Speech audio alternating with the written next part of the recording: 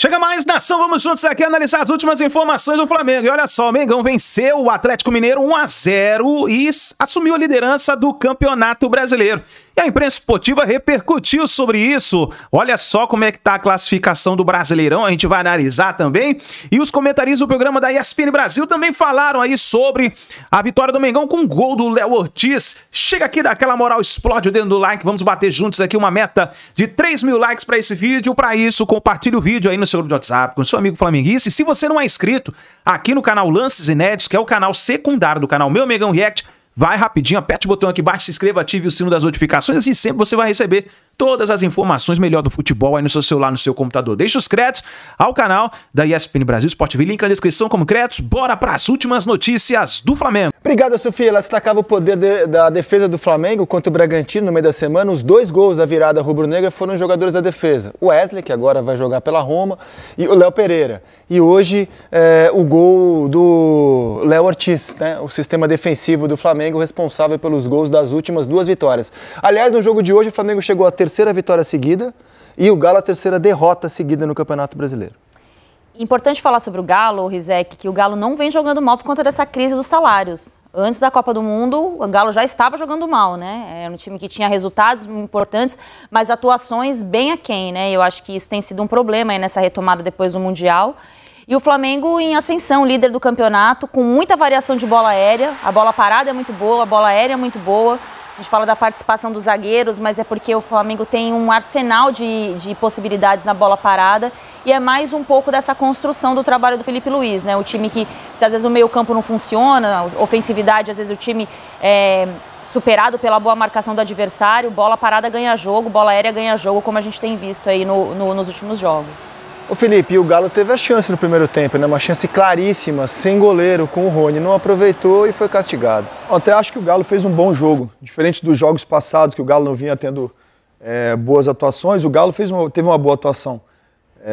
Se de repente o Rony tivesse feito aquele gol, né? Se caísse no pé do cara certo, que é o Hulk, acho que ele teria afundado e teria feito o gol. Agora, o Flamengo, de fato, tem um leque de possibilidades, né? Quando você, de repente, fecha o meio, tem as laterais. Se era o Hulk aí... Ele tinha afundado, com certeza era gol. O Flamengo tem um leque de possibilidades. Não é à toa que é o líder do campeonato. O Flamengo, quando joga mal, ele ganha. O Flamengo, quando joga bem, ele ganha e ganha bem. Hoje, o Flamengo jogou bem contra um time que é bom, que fez um dos seus melhores jogos, ao meu modo de pensar, na temporada, e foi eficiente. Teve a oportunidade na bola parada, foi lá e fez o gol. Então, assim, é o melhor ataque do campeonato, é a melhor defesa do campeonato. E com certeza vai brigar até o final por esse título brasileiro e os outros também que vai disputar, que é a Copa do Brasil, é a Libertadores. O Flamengo hoje tem demonstrado um leque de possibilidades. Você fecha uma coisa e tem outra coisa. Realmente, nós falamos muito de Palmeiras, próprio Cruzeiro, que perdeu hoje, mas hoje o Flamengo, sem dúvida nenhuma, é o melhor time do Brasil, pelo menos dentro de campo, jogando futebol. Líder, com um jogo a menos, 3 vitórias seguidas e com uma janela que ainda está aberta e não para de trazer gente, Henrique. E várias possibilidades, né? No jogo passado, a gente falou, eu pelo menos falei muito do Everton Araújo, que fez uma partida extraordinária. Hoje, o Alan volta e faz uma partida também muito consistente. Então, assim, dentro daquilo que é esse elenco do Flamengo, das possibilidades, a gente está vendo, né, os novos reforços, o Royal, o Emerson Royal e o espanhol, né, o Sarru. Então, assim, é um Flamengo que vai brigar por tudo, Rizek. A gente não tem dúvida disso, tá montando o elenco para isso. Já tinha um elenco forte, é claro, perdeu uma peça, na minha opinião, muito importante, que foi o Gerson, que era uma peça muito importante para esse elenco, mas está trazendo jogadores para também manter não só o nível desse 11 titulares, mas também de possibilidades quando algo não está dando certo, como hoje. Hoje iniciou com o Pedro, daqui a pouco estava com o Alan Seian, daqui a pouco está com o Juninho. É muita possibilidade e o nível não cai. Às vezes o nível ou mantém ou aumenta. Então é um Flamengo que vai chegar forte para esse resto da temporada para buscar tudo. Aliás, não sei se vocês concordam, estava conversando com o Felipe vendo o jogo aqui, sobre o Pedro. Pedro voltou contra o Fluminense domingo passado, entrou aos 26, fez o gol aos 39. Aí foi titular contra o Bragantino e hoje não fez gol, mas não sei se vocês vão concordar. Eu vi o Pedro correndo pra caramba, se matando em campo, dando combate na direita, na esquerda. Assim, talvez seja o Pedro com o qual o Felipe sempre sonhou, um Pedro combativo, correndo. E esse é o Pedro que o Felipe quer ver, pelo menos na disposição, no combate, na correria.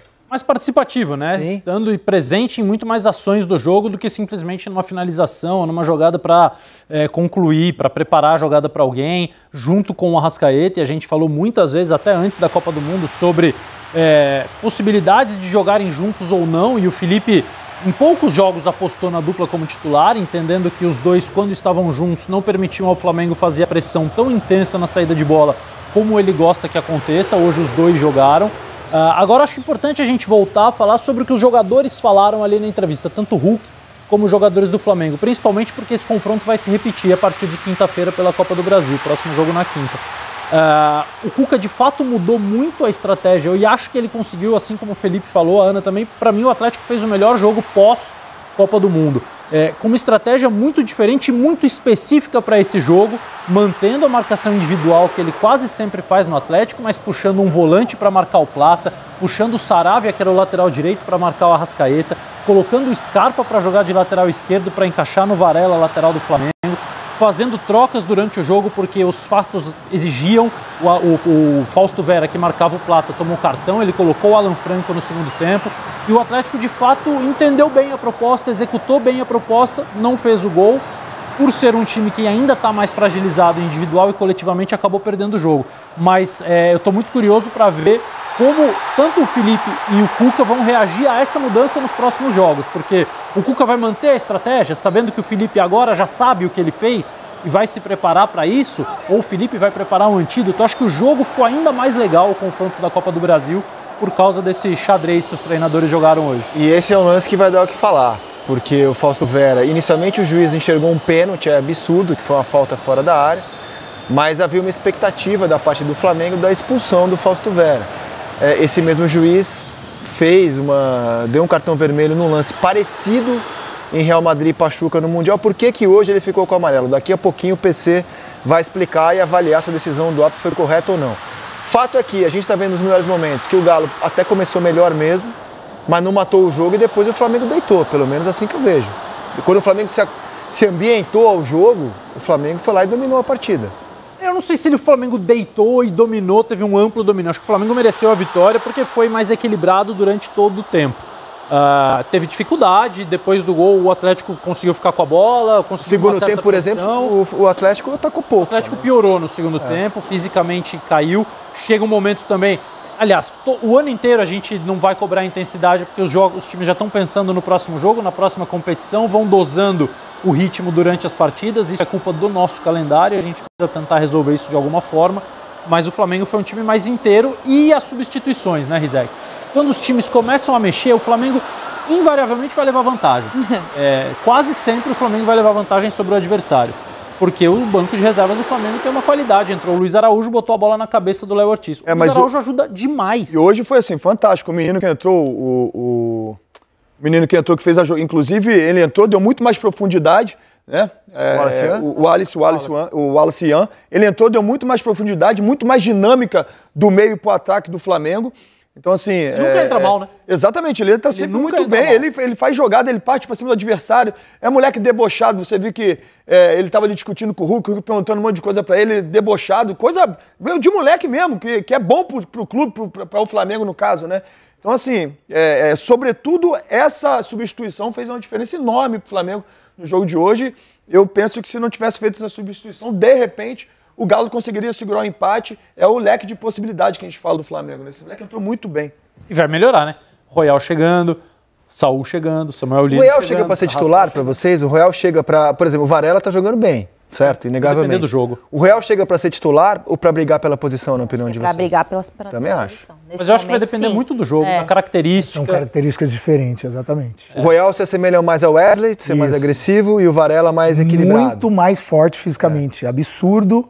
Né, a questão física do Royal. Ele vai bater e voltar assim, com muita facilidade.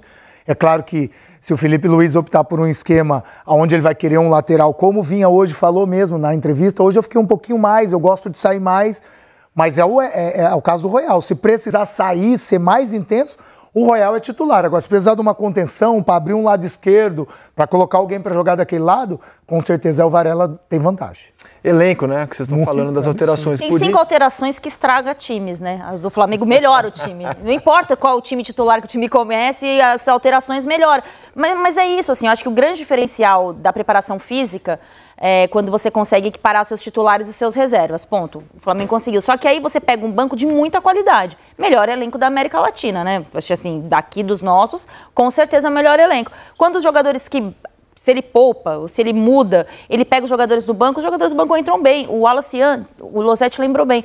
Dificilmente ele entra no jogo fora da temperatura que o jogo pede. No jogo passado ele decidiu. Exatamente. É ele que faz. É claro, o Vinha começa a jogada e ele dá a opção por dentro e espera o Wesley passar para dar o toque. Tem a personalidade que o Felipe falou, né? Ele vai pra cima, ele encara mais velho. Pegar as atuações dele desde que entrou contra o Chelsea é impressionante, cara. Isso é ótimo pro clube, assim. Só que rival não gosta. Quando ele tava no campo, eu falei, vou pegar esse moleque, caçar, tentar meter na cabeça. Normal, mas eu quero esse atleta no meu time. Eu quero um atleta que desestabiliza o outro no meu time. Isso faz parte do futebol. Mas é curioso, porque a gente vê o Wallace, o Ian, o próprio Vinha. Quando o Felipe fala desses jogadores, o Felipe fala que vocês não acompanham o dia a dia deles. Diz que esse moleque é um cavalo treinando. Isso que é absurdo. O que ele vai pra cima da zaga titular, o que ele bagunça no treino, entre aspas, bagunça no sentido positivo. O que ele gosta de treinar, o que ele gosta de aprender. É isso, Isaac, não tem como dar errado. Quando você quer viver o futebol e, acima de tudo, você, mesmo tendo uma idade já avançada, você quer aprender a cada dia, porque cada dia você tem algo a aprender. O Vinha foi a mesma coisa. Quando perguntaram pro Felipe na coletiva anterior, no jogo contra o Bragantino, que ele faz a jogada do gol, o que você tem para falar do Vinha? Te surpreende? Ele falou, não. É que vocês não estão no dia a dia acompanhando o que esse cara treina. Ele treina 2, 3, 4 horas, ele não cansa, ele vai, ele volta, ele treina separado, ele faz cruzamento.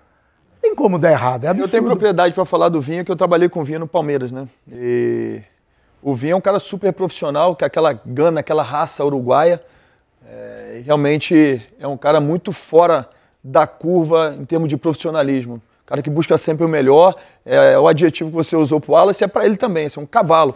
O cara que fica 10 meses se recuperando de uma lesão, o cara quando volta, é impossível ele voltar 100%. Ele começa a sentir dor em outros lugares, ele tem que ser muito profissional para ele manter o ritmo. Então assim, ele está sempre melhorando. O jogo contra o Bragantino, a jogada que ele faz o gol, é jogada de quem é muito forte fisicamente, de forte com a arrancada, com a bola no pé. De um cara que ainda não está 100%. De um cara que exatamente, ele deu entrevista e falou assim, 80 minutos, eu falei que o Felipe estava com a perna pesada, ficou 10 meses parado, tá com a perna pesada. Então, assim, ele mudou o Fla-Flu, né, quando ele entrou, foi bem contra o Bragantino.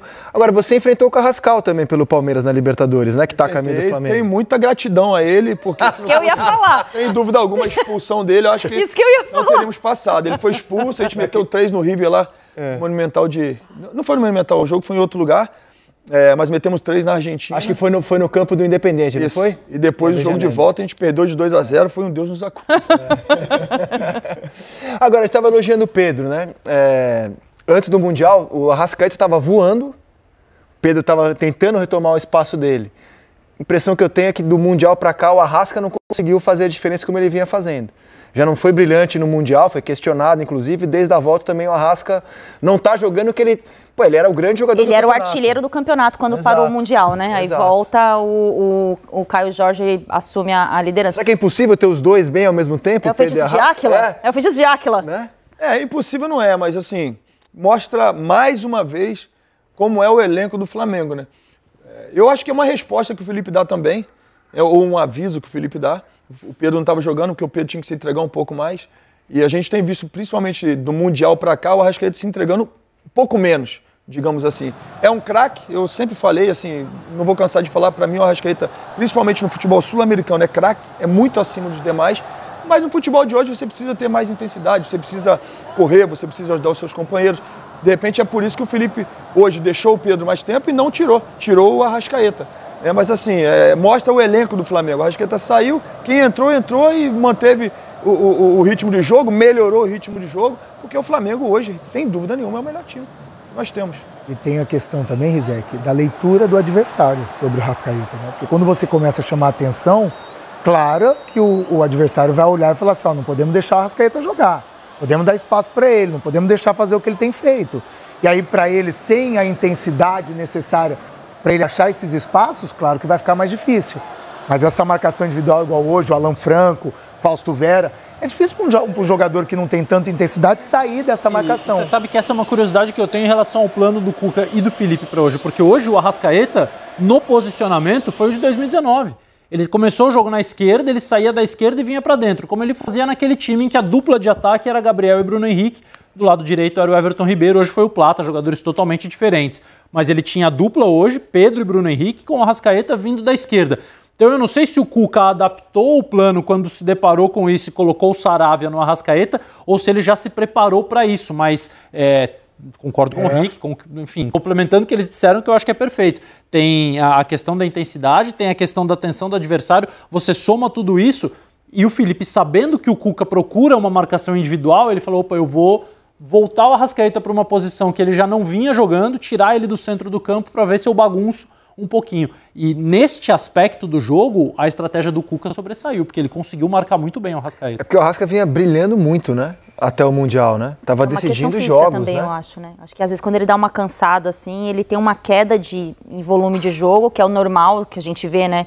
Ele participando mais em ações com bola. Eu acho que quando ele ele chega num pico físico, assim, ele tem uma queda. Já aconteceu isso em outros momentos em outras temporadas. Aí ele passa um pouco, daqui a pouco ele retoma de novo. Eu acho que passa por esse momento o Arrascaeta, acho que esse desgaste é algo normal.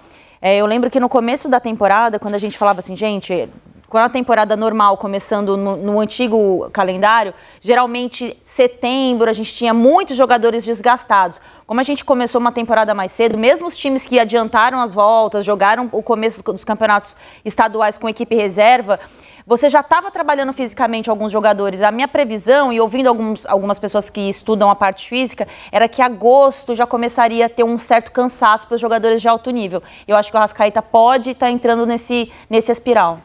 A gente fez um levantamento sobre o aproveitamento dos times pós-mundial. Nem todos têm o mesmo número de jogos, mas a gente está tentando mostrar aqui, debater quem voltou bem, quem voltou mal. Algumas coisas são óbvias. O Flamengo voltou super bem, o São Paulo é outro time. O Galo perdeu 3 seguidas, o Fluminense não venceu ainda.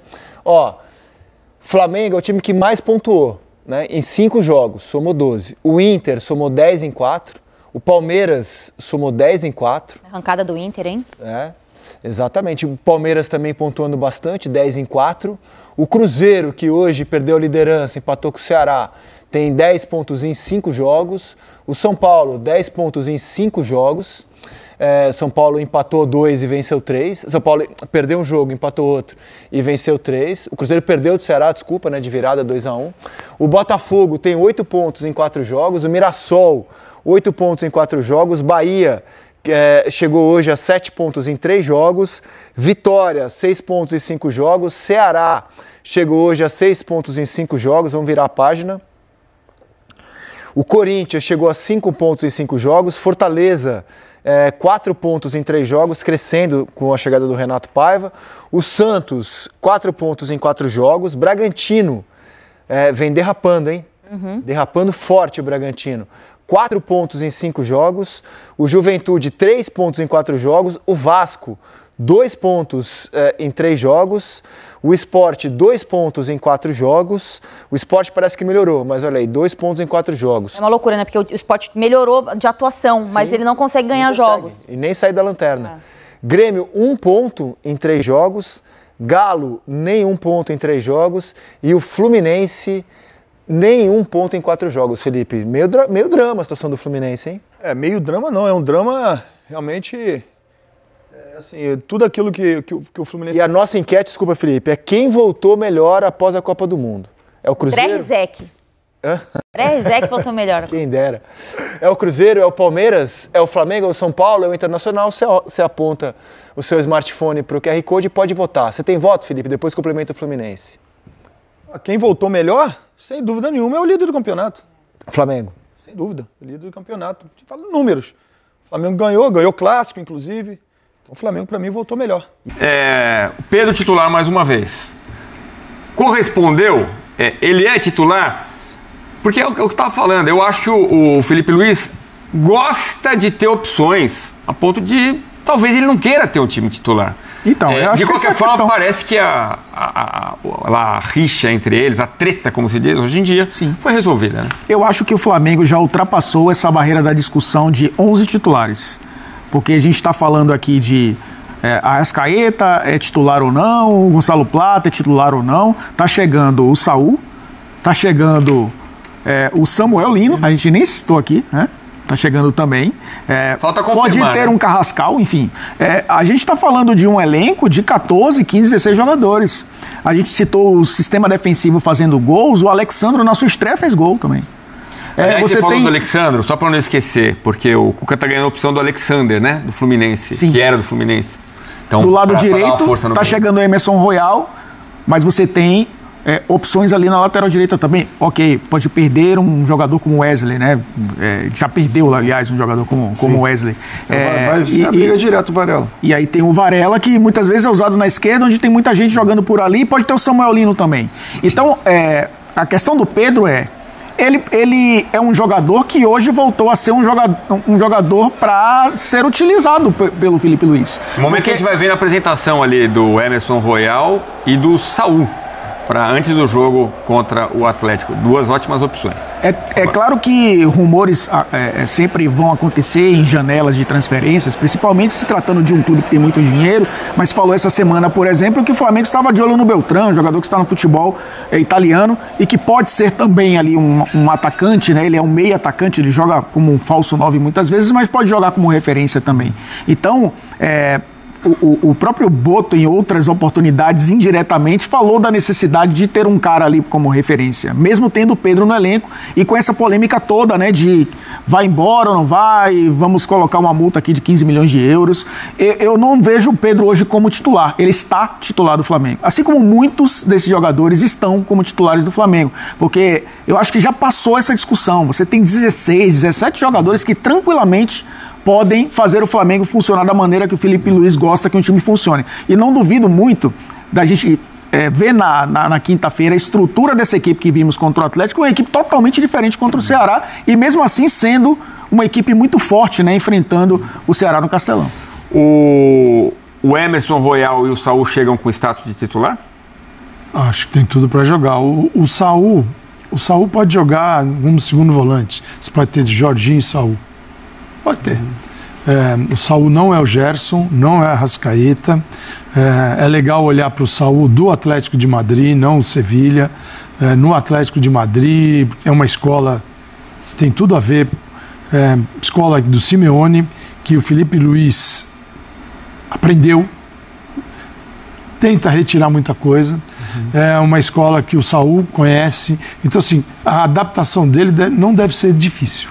Deve ser facilitada pelo ambiente. Empolgado, né? E eu acho que um cara que pode jogar tranquilamente no meio de campo do Flamengo, o Emerson Royal também, no lateral. O Saul falou que teve muitas outras propostas, inclusive para ganhar mais dinheiro, e preferiu o Flamengo. Para ganhar a Libertadores da América, certamente foi a única. Tá aí, nação, então, as informações do Flamengo. O Mengão, então, venceu o Atlético Mineiro, mas vai enfrentar o Atlético Mineiro novamente, só que agora dessa vez é pela Copa do Brasil, e o Flamengo precisa de um bom resultado. Mas falando do Campeonato Brasileiro, o Flamengo assumiu a liderança do Brasileirão, isso porque o Cruzeiro, perdeu para o Ceará por 2-1, se eu não me engano, e aí, meus amigos, o Flamengo assumiu a liderança, vencendo o Atlético Mineiro, e nesse momento ficou assim a classificação do Brasileirão. O Flamengo, nesse momento, ele tem, olha só, vou mostrar a pontuação para vocês. O Flamengo tá na liderança com 36 pontos, Cruzeiro na segunda colocação com 34 pontos, Palmeiras na terceira com 32, Bahia na quarta com 28, Bragantino com 27, Botafogo na sexta colocação com 26, Mirassol fazendo um belo de um campeonato com 25 pontos, São Paulo na oitava colocação com 22 pontos, Ceará na nona colocação com 21, Internacional na décima com 21, Corinthians 11º com 21, o Fluminense na 12ª colocação, Fluminense desde quando voltou do Mundial de Clubes, o Fluminense não consegue vencer 4 derrotas seguidas, com 20 pontos nesse momento, 12ª colocação. Atlético Mineiro, 13ª colocação, 20 pontos, 14ª colocação Grêmio com 17 pontos, Vitória, 15ª com 17 pontos, O Vasco, meus amigos, 16ª colocação, 15 pontos. Santos, 17ª colocação, 15 pontos. Fortaleza, 18ª colocação com 14 pontos.